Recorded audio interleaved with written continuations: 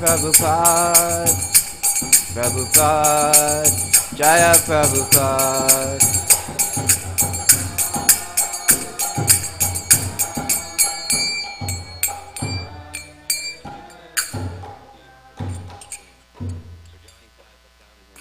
Srila Prabhupada ki Jai. Om Namo Bhagavate Vasudevaya.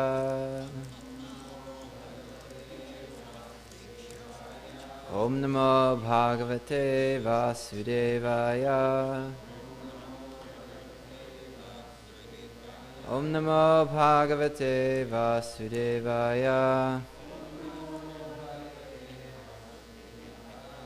Okay, we can all read this together. Narayanam namaskritya naram chaiva narottamam devim saraswatim vyasam tato jayam udirayat. Before reciting the Srimad Bhagavatam, which is the very means of conquest, one should offer respectful obeisances unto the personality of Godhead, Narayan, unto Narayan Rishi, the supermost human being, unto Mother Saraswati, the goddess of learning, and unto Srila Vyasadeva, the author. Nashta prayeshu bhadreshu nityam bhagavata sevaya bhagavati uttama shloke bhaktir bhavati naishtiki. By regular attendance in classes on the Bhagavatam and by rendering of service to the pure devotee, all that is troublesome to the heart is almost completely destroyed, and loving service unto the personality of Godhead, who is praised with transcendental songs, is established as an irrevocable fact. Om Jnana Timirandasya Jnananjana Shalakaya Chakshurun Militam Yena Tasmai Shri Gurave Namaha. I was born in the darkest of ignorance, and my spiritual master opened my eyes with the torchlight of knowledge. I offer my respectful obeisances unto him. Hare Krishna, everyone. Welcome to this morning's Srimad Bhagavatam class. My name is Dhrstadyumna Das, and today we'll be reading from the 3rd canto, 22nd chapter, entitled The Marriage of Kardama Muni and Devahuti. I was thinking, we have the wireless mic. If someone is able to give like a small recap of what we talked about in the last class. It was Srila Krishna Prabhu's class.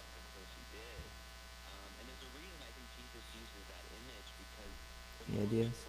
We can look over the text a little bit.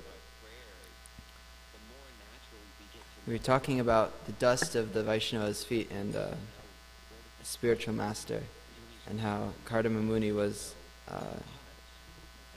speaking to Swayambhuva Manu about the duties of a Kshatriya. Anyways, today we're going to be talking about marriage and grahastha life and being a parent, which is pretty funny. But somehow I'll try to make it applicable, try to make it something I can talk about. So we'll see. Jose, can you read text 15? Also, whoever's social distancing, if you guys want to come up, and we can pass the mic closer to each other. The great sage replied, "Certainly I have desired to marry, and your daughter has not yet married or given her word to anyone. Therefore, our marriage, according to the Vedic system, can take place."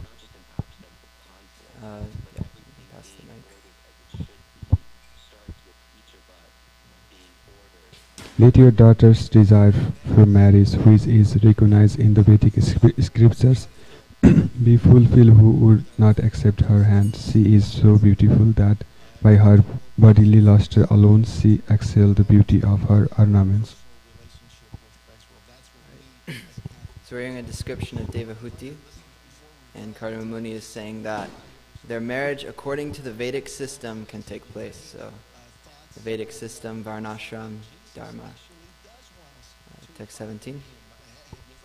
I have heard that Vaishvarusa, the great Gandhavara, his mind stupefied with infatuation, fell from his airplane after seeing your daughter playing with a ball on the roof of the palace. For she was indeed beautiful, with her tinkling ankle bells and her eyes moving to and fro. So in the purport, Prabhupada, he comments on how there are airplanes in Vedic society. There are airplanes thousands of years ago. And then also it's almost a comical situation. Someone's in an airplane and they see a beautiful girl and they like fall out of the airplane. And I'm not sure if he survived. I hope he did. But yeah. Text 18. What wise man would not welcome her, the very ornament of womanhood, the beloved daughter of Swayambhuvamanu and sister of Uttanapad? Those who have not worshipped the gracious feet of the goddess of fortune cannot even perceive her, yet she has come of her own accord to seek my hand.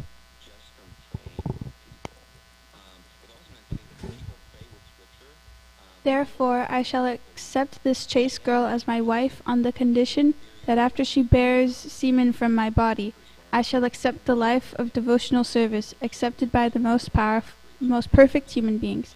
That process was described by Lord Vishnu. It is free from envy.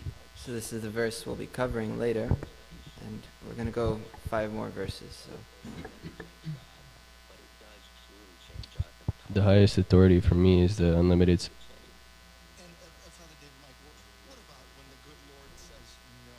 It appears that his answer is no to our prayers. Can you talk about why that is the time when we need to really trust and surrender to his divine providence? Can you explain? All right, so we can take into account what Kardama Muni is saying. What is he saying? He's about to get into this relationship. He's about to marry Devahuti, and he's citing his intentions. He's saying what he's going to do when he enters Grihastha ashram. So we can all keep an account in our minds what he's saying, because then we can compare it a little bit later to some other things. Text 21.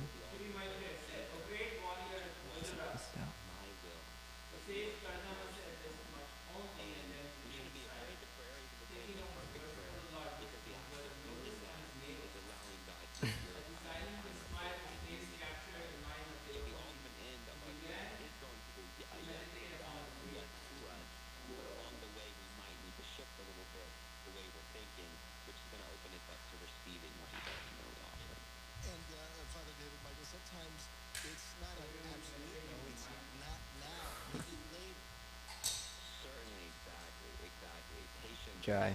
Alright. Text 22.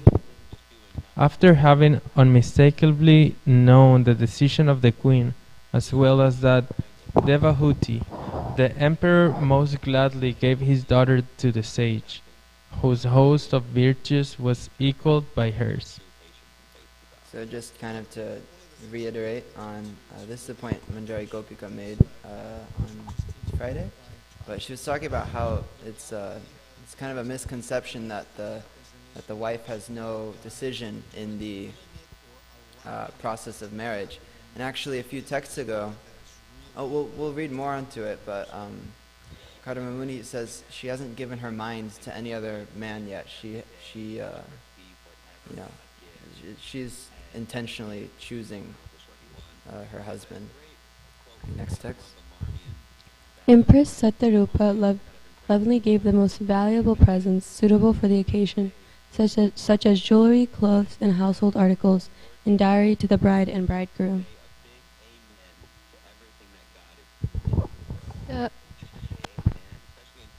The emperor was thus relieved of his responsibility by handing over his daughter to a suitable man. Swayambhuva Manu, his mind agitated by feelings of separation, embraced his affectionate daughter with both his arms. This is the last text. The emperor was unable to bear the separation of his daughter. Therefore tears poured from his eyes again and again, drenching his daughter's head as he cried, "My dear mother, my dear daughter." So this is kind of it's a sweet scene. The emperor just gave off his daughter. And text 25, he says, "My dear mother." So if you look at the Sanskrit, he says the word amba. And Prabhupada in the purport, he talks about how sometimes the father will affectionately call his daughter dear mother. And I was like, whoa, that's kind of odd. But then I was thinking, I've heard a few people in a few cultures, they like call their daughter like mamas or like mamacita or something. I don't know. Just trying to, yeah. All right, we can go back to text 19. And you can see some words, if anyone recognizes any words here in Sanskrit. It's a few cool ones. We know what a Paramahansa is, right? Paramahansa is the topmost elevated devotee. We have Dharman, duties, Dharma. We have Sadvim. So we know what a sadhu is, and then a sadvi is a female sadhu. So it's a sadvim. So I'll read the text. Ato bhajishye samayena sadvim yavat tejo bibriyad atmano me ato dharman paramahansyas mukyam shukla proktan bahu manye vihimstran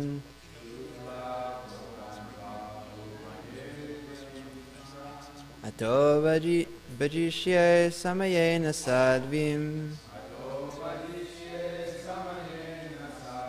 yavat tejo bibryadatmano me ato dharman paramahangsya mukyan shuklan proktan bahumanye vihimshran.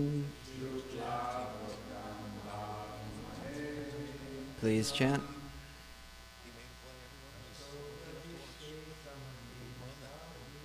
Ato vadishe samayena sadvim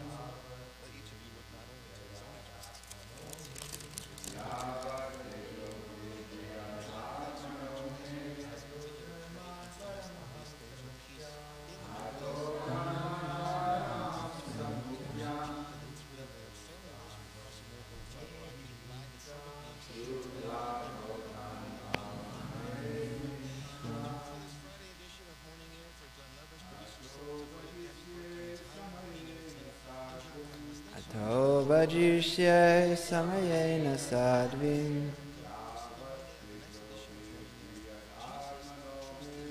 yavat tejo bibryadatmano me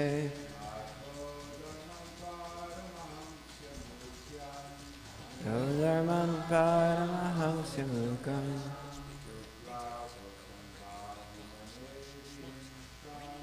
shukla proktan bahum.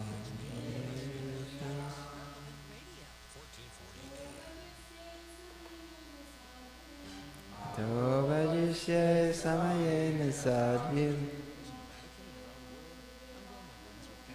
yavat tejo bibryadatmano me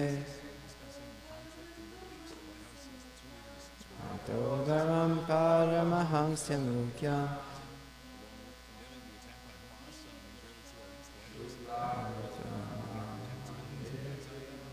Maybe one more.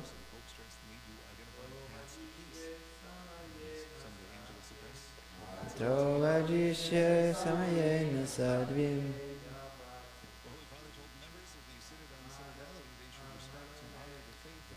yavat tejo bibryadatmano me ato dharman paramahangsya mukyam.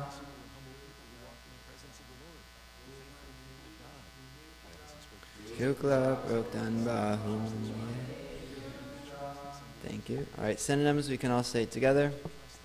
Ata, therefore, bhajishye, I shall accept, samayena, on the conditions, sadvim, the chaste girl, yavat, until, teja, semen, bibriyat, may bear, atmana, my body, may, my, ata, thereafter, dharman, the duties, paramahangsya mukyan, of the best of the paramahangsas, shukla proktan, spoken by Lord Vishnu, bahu, much. Manye, I shall consider. Avihi Mishnan, free from envy. Translation and purport by His Divine Grace A.C. Bhaktivedanta Swami Srila Prabhupada Ki Jai. Translation, therefore, I shall accept this chaste girl as my wife, on the condition that after she bears semen from my body, I shall accept the life of devotional service accepted by the most perfect human beings. That process was described by Lord Vishnu. It is free from envy. Can someone read the purport? Kardama Muni expressed his desire for a very beautiful wife to Emperor Swayambhuva and accepted the emperor's daughter for marriage. Kardama Muni was in the hermitage practicing complete celibacy as a brahmachari, and although he had the desire to marry, he did not want to be a householder for the whole span of his life because he was conversant with the Vedic principles of human life. According to Vedic principles, the first part of life should be utilized in brahmacharya for the development of character and spiritual qualities. In the next part of life, one may accept a wife and beget children, but one should not beget children like cats and dogs.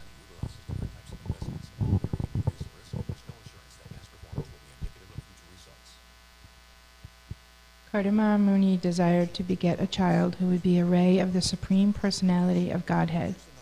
One should beget a child who can perform the duties of Vishnu, otherwise there is no need to produce children. There are two kinds of children born of good fathers. One is educated in Krishna consciousness so that he can be delivered from the clutches of Maya in that very life. And the other is a ray of the Supreme Personality of Godhead and teaches the world the ultimate goal of life. As will be described in later chapters, Kardama Muni begot such a child, Kapila, the incarnation of the Personality of Godhead, who enunciated the philosophy of Sankhya.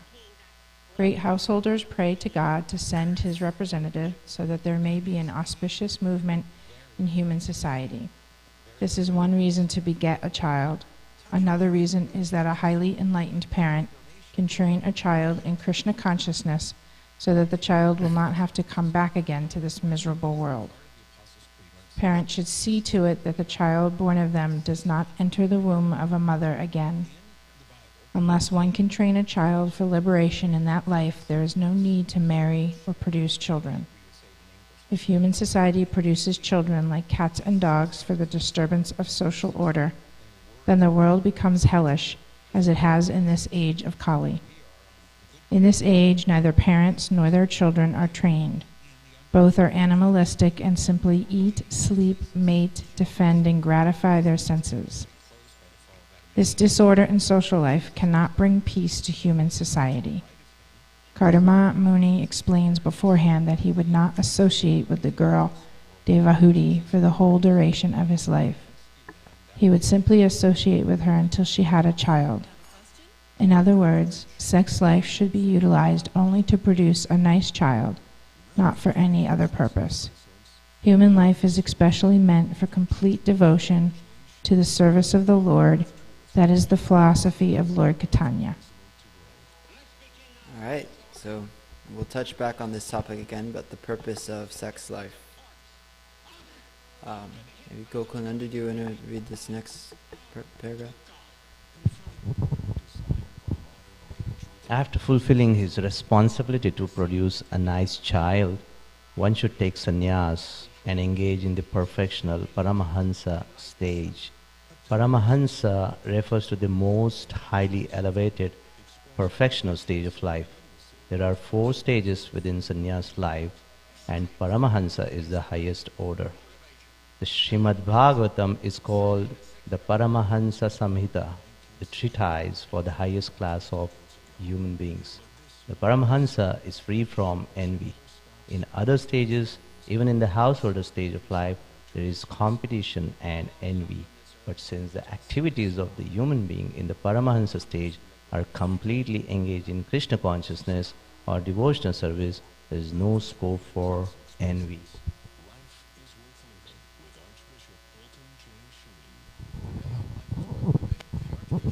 In the same order.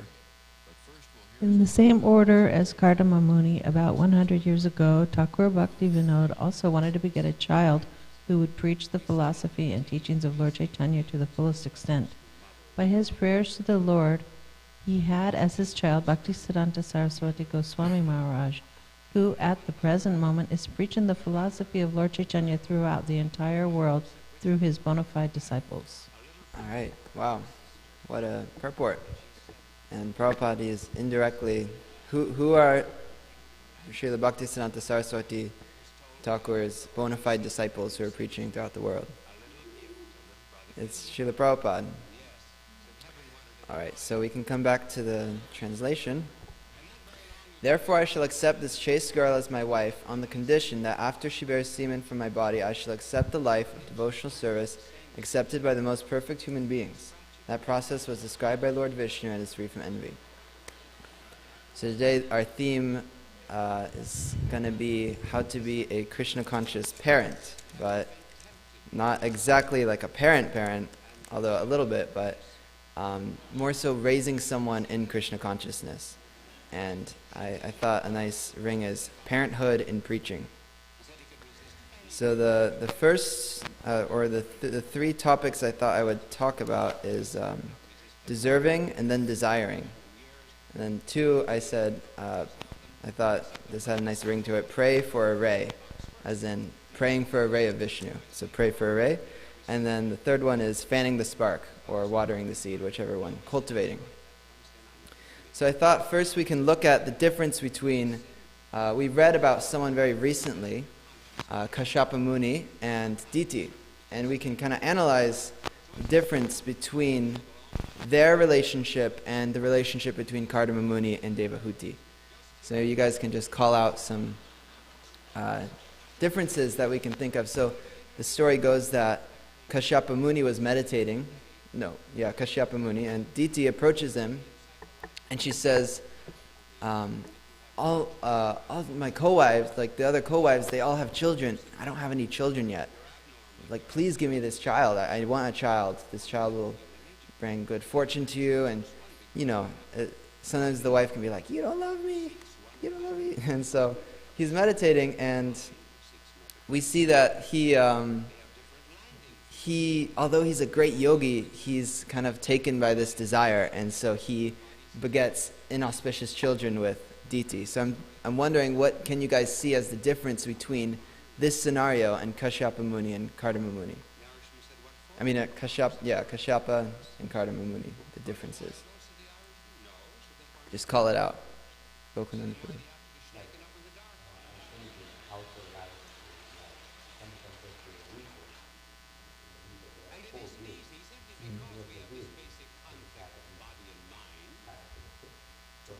Any of the tires, not functioning properly, the vehicle cannot balance itself. Similarly, household life, there are two sides of it, husband and wife. So both have to be abided by the principles of the any of the members choose not to follow the. Okay, so Gokunanda Prabhu nicely pointed out how, just like how a vehicle, it needs all the wheels to be working, all four wheels.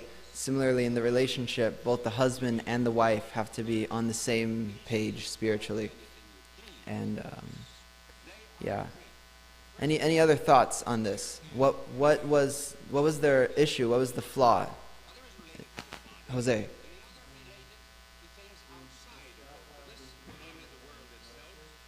Mm-hmm.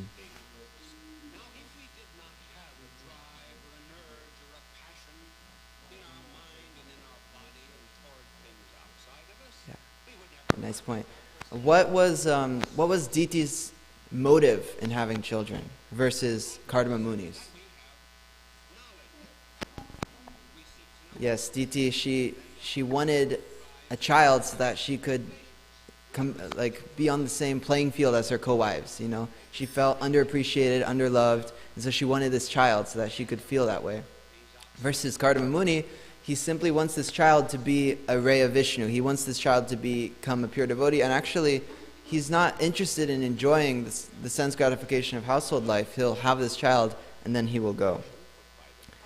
And then I thought we've understood that the motive is different, And I thought a different thing is the strength of the practitioner. It's like what Gokulananda Prabhu was saying.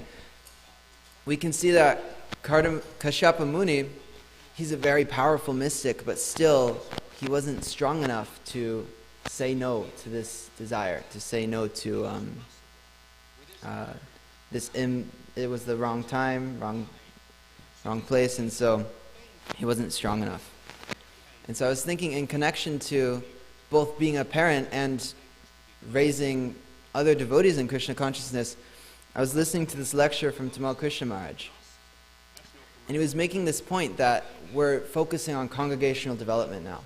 And so it's no longer just one-time interactions with people, but you're with them every day, at morning program, every day, and you're seeing everyone. And so he was saying that if you want to make someone very Krishna conscious, you can't do that if you're not very Krishna conscious yourself. And he said that they'll actually have to find someone else to be with. If you want to make someone Krishna conscious and you're not very Krishna conscious, they're going to have to find someone else. And he brought up this point of Bombay, and he was saying everyone in Bombay is so, he's like seeing a lot of growth there, and he's like, it's all because of the association of Srila Prabhupada and Srila Radhanath Swami, an intimate association there. And we can also see in Dallas, Tamal Krishna Maharaj has had so much intimate association with the devotees here, and it's very impactful. So we can make that point of we have to be very Krishna conscious if we want to make other people Krishna conscious. Tamal Krishna Maharaj, he was remembering how Srila Prabhupada, he put up the 64 qualities of a devotee on the wall, and Tamal Krishna Maharaj was like, Prabhupada did this for a few reasons. He didn't do it so that they could look at the wall and say, oh, Prabhupada's a pure devotee. Prabhupada wasn't like that. But it was more that he expected his disciples to come up to the standard and to get these qualities of pure devotion. And so when we have these qualities, then we can actually be strong enough and we can kind of deserve what we're desiring. We can actually, that Krishna conscious child will be attracted to the family that is calling for this Krishna conscious child. And similarly, when we have an environment where we want people to take to Krishna consciousness and we're very strong, we're very sincere, Krishna will send people to take to Krishna consciousness in our temple, in our ashram and things like that. So I thought that's kind of on the first point of, first we have to be qualified ourselves before we can get in this process of bringing someone up. And does anyone remember the two types of children of good fathers that Prabhupada spoke about in the purport? Talked about Nrsingarupa. Yeah, one was sent to propagate the Krishna consciousness movement, and that's kind of their purpose here. They're already liberated. And the second one?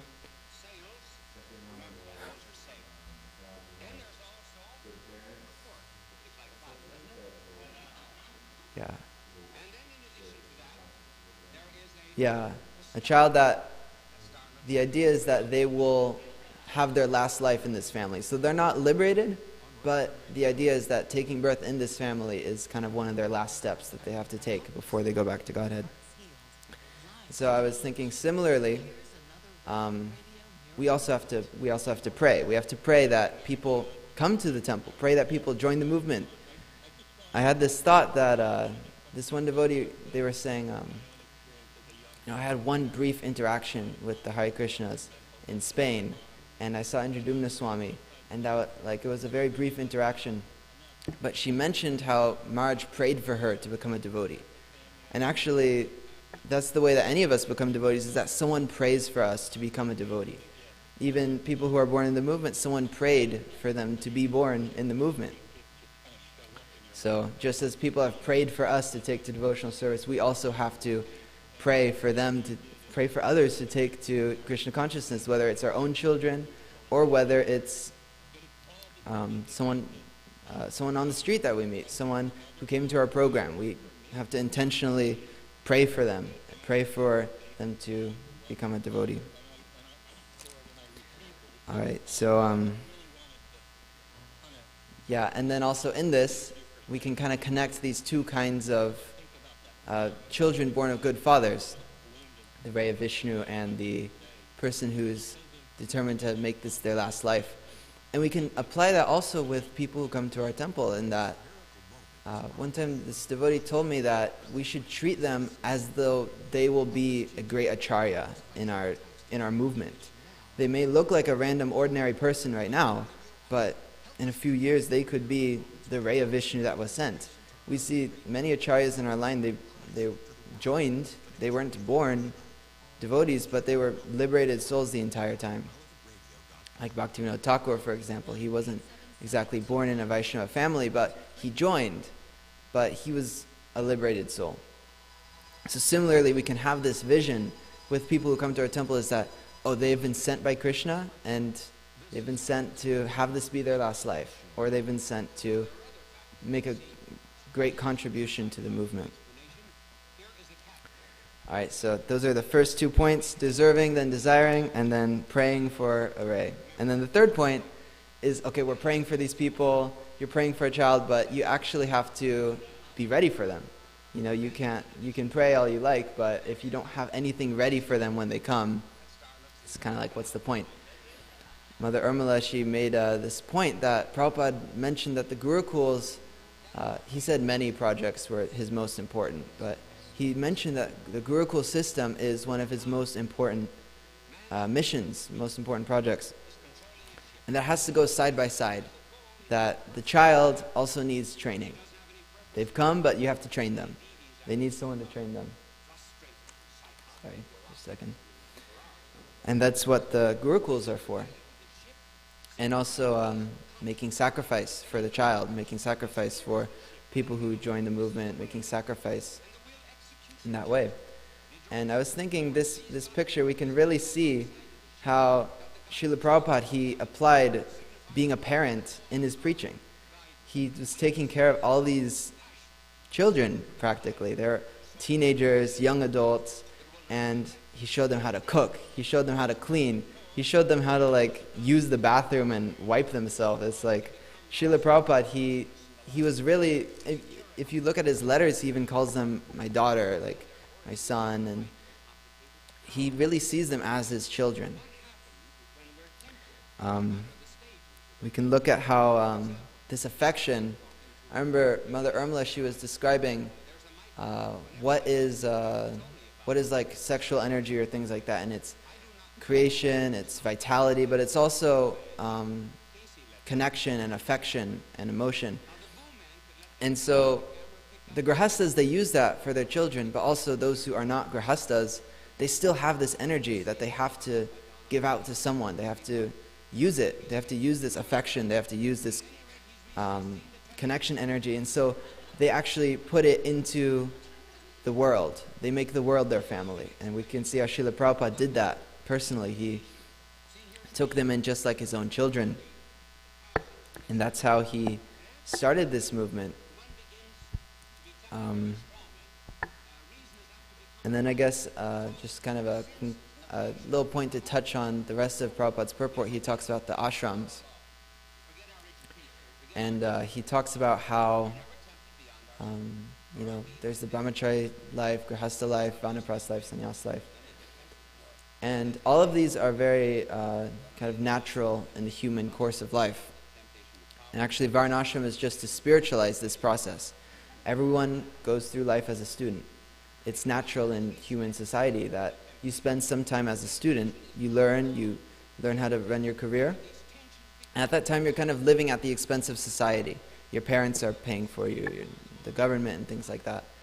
And then people become married. So we can see that this is natural, and it's going to come in everyone's life where it's time for them to have children, have a family and things like that. So we can, even if now we don't have that, at a time there will be a time for us to share in that way. And then for those who aren't inclined that way, devotional life in and of itself is that when you advance to a certain level, you will have this need to share it with others. So I guess kind of the point is that this will happen very naturally, that it's our time to our time to preach, whether as a grihastha or as a renunciate. Grihasthas are preaching too, and actually they have the biggest preaching project, pouring gallons and gallons of blood into someone who they're hoping will become a pure devotee. So I kind of zoomed through those points. I wonder if you guys are able to catch on to any. I can do a little recap. So we talked about deserving, then desiring. We qualify ourselves. We are Krishna conscious. We have the right motive. We have the right reason for coming. We don't want them to just come so that, oh, I look like a big teacher. We want them to come so that they can advance. The second point is that we pray. We pray for a ray. We pray for them. And then when they do come, we see them as that. We see our children like they can become very prominent teachers in our movement. They can become very powerful devotees. And we see people who come to our temple in that same light, that we see them in that way. And then the third point, cultivation, watering the seed, fanning the spark, is that we have facility for them. And we're willing to put that sacrifice. We're willing to put our energy, our affection into these people, and to really take them in like our own children. So those are the total points. Does anyone have any thoughts or comments, questions? Nisingrupa Prabhu.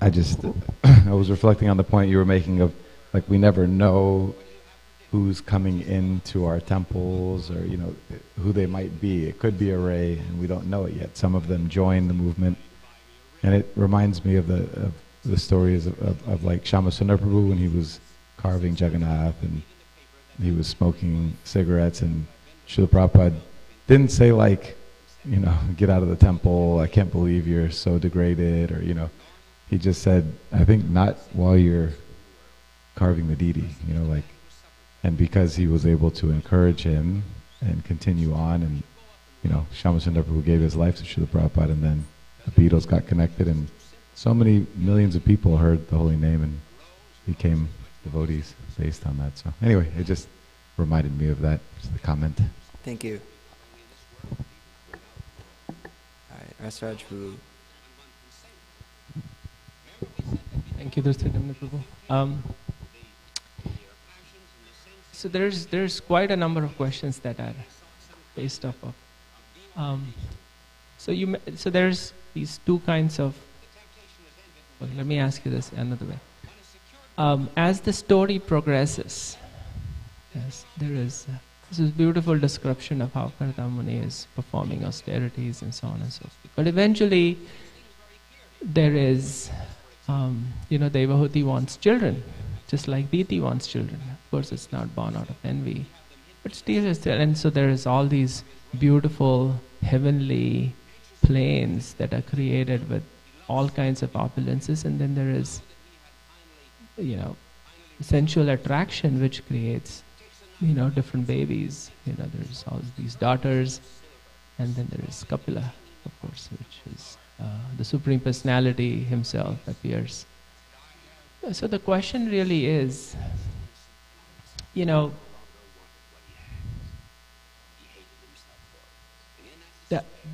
is attraction between male and female. Yes. And without that attraction, progeny seems not possible, almost. So how do you understand? This is not like the appearance of the Lord where it comes from the heart. There is sensual attraction. There is actual physical attraction.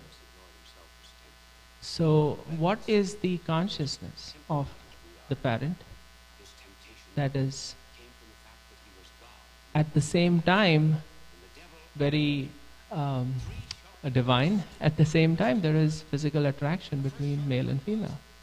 How does you reconcile both of those at the same time? Does that make sense? I don't have much realization on this, but I did read a little bit somewhere in that it's actually necessary that there's this attraction, and that's actually required for procreation, is that there is, there's this attraction between the man and woman. But maybe if any of the other devotees here have any thoughts on that.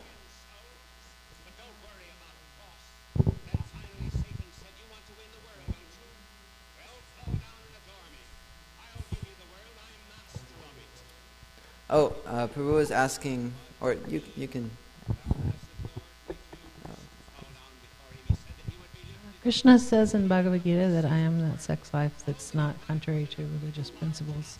So there's nothing Maya about a husband and wife who are both devotees and hoping to have a ray of Vishnu having attraction. That's a good thing. Thank you. Attracted to a devotee. Yeah, I actually had that verse in the back of my head. I forgot to mention it. Mother Urmila makes this amazing point that each of the ashrams is a sacrifice. It's a yajna. Krishna says, I can be seen through yajna. That's how you can see me.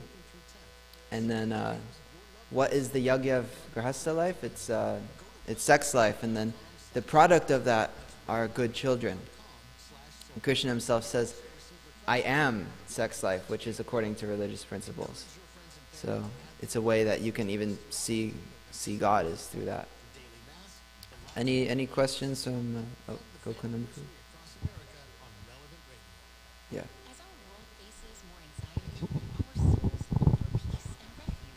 So I think it is there in the scriptures as well, but I happened to hear this from one of the senior devotees. So he said, more than the parents wanting, the Krishna conscious soul to be attracted, it is the soul who has, I just mentioned, the second category, right, who has practiced Krishna consciousness already and not achieved the goal, So it's a carryover case. So those souls are eagerly waiting, right? I think it is there in one of the purports to Karmana Deva Netrena. So the soul is eagerly waiting, and wherever there is a facility, to carry forward or carry over the Krishna consciousness from wherever you left off. So soul wants to enter in that situation where there is a facility to progress further. Thank you. Any points from the Krishna house devotees? Jose? Any reflections, comments? Darnell? Sankirtan?